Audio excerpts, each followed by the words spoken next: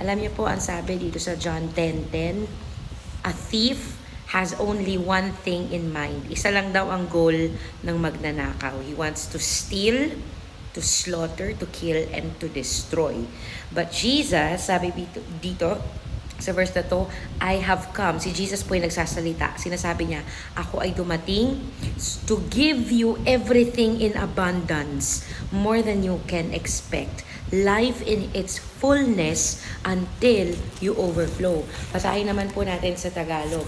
Dumating ang magnanakaw para lang magnakaw, pumatay at manira. Dumating ako, si Jesus, para magkaroon ng buhay ang lahat. Buhay na masagana.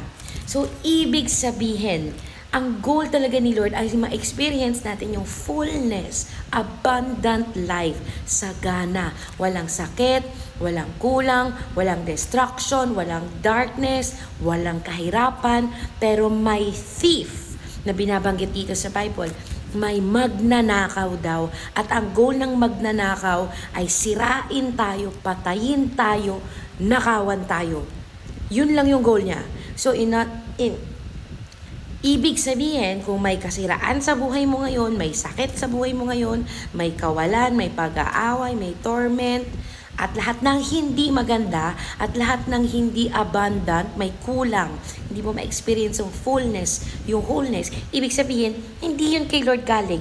Hindi yun ang goal ni Jesus, kasi sinabi na nga dito na ang goal ni Jesus is to give us an abundant life in every area. Spirit, soul, and body. Gusto ni Lord mag-prosper tayo.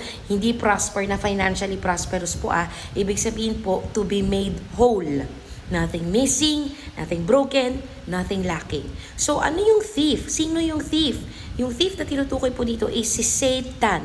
At si Satan, marami po siyang mga devil o demons, mga fallen angels na ginagamit niya to torment us, to steal from us, to kill us, to destroy us. At paano nakakapasok ang mga demonyong ito sa buhay natin? Sa pamamagitan ng mga open doors, pintuan na hindi natin alam na bubuksan natin, consciously man yan or unconsciously, dahil hindi natin alam ang katotohanan.